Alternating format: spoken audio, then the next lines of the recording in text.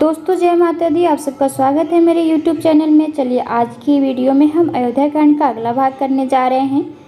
तो पिछले कथा में हमने किया था कि महाराज दशरथ बूढ़े और कमज़ोर हो गए थे।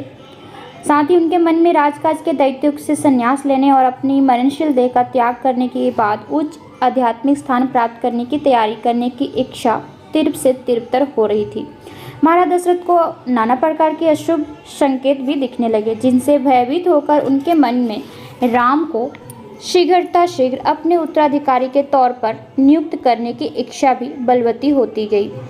इस उद्देश्य को पूरा करने के लिए महाराज दशरथ ने अपने मंत्रियों, विशिष्ट नागरिकों और अधीनस्थ राजाओं की एक बैठक बुलवाई, परंतु उन्हें समय हाथ से निकलता हुआ जान पड़ रहा था। इसलिए उन्होंने राजा जनक या कैकेयी को आमंत्रित नहीं किया, जिसका एक कारण उनका यह विश्वास भी था कि उनके निर्णय से अवश्य वो सहमत होंगे।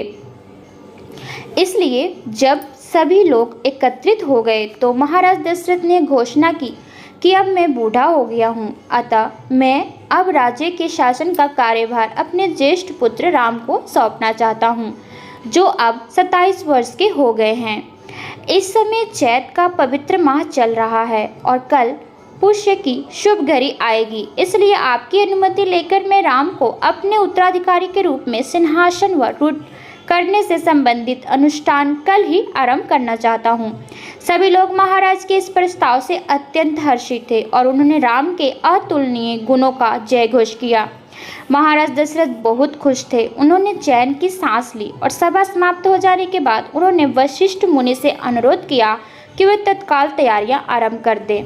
यह सुनकर वशिष्ठ ने प्रधानमंत्री सुमंत और अन्य लोगों को यह निर्देश दिए कि नगर को दुल्हन की तरह सजाया जाए और अन्य तैयारियां आरंभ की जाए, ताकि सिंहासन सनारोहण संबंधी अनुष्ठान अगली सुबह से शुरू किए जा सके।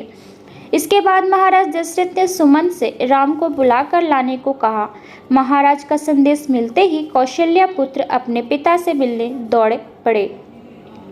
राज्यसभा में प्रवेश करके राम दोनों हाथ जोड़कर अपने पिता के पास पहुँचे और उनके चरणों में दंडवत प्रणाम किया। महाराज दशरथ ने अपने पुत्र को जमीन से उठाया। राम को स्नेहपूर्वक गले से लगाने के बाद महाराज बोले, प्रिय राम, अब मैं बूढ़ा और कमज़ोर हो गया हूँ, इसलिए मेरा विचार है कि अब मुझे राजकाज से संन्यास ले लेना चाहिए। मैंने सभी प्रकार के राजसी यशो आराम का भरपूर आनंद उठाया है। मैंने अनगिनत यज्ञ कराए हैं और ब्राह्मणों को अपार दान दक्षिणा भी दी है। प्रिय राम, तुम मेरे ज्येष्ठ और सबसे प्रिय पुत्र हो और सभी मंत्रीगण और प्रजाजन तुम्हें बहुत स्नेह करते हैं। इसलिए मैंने निर्णय किया है कि कल तुम मेरे उत्तराधिकारी के रूप में कौशल नरेश का पदभार ग्रहण करोगे।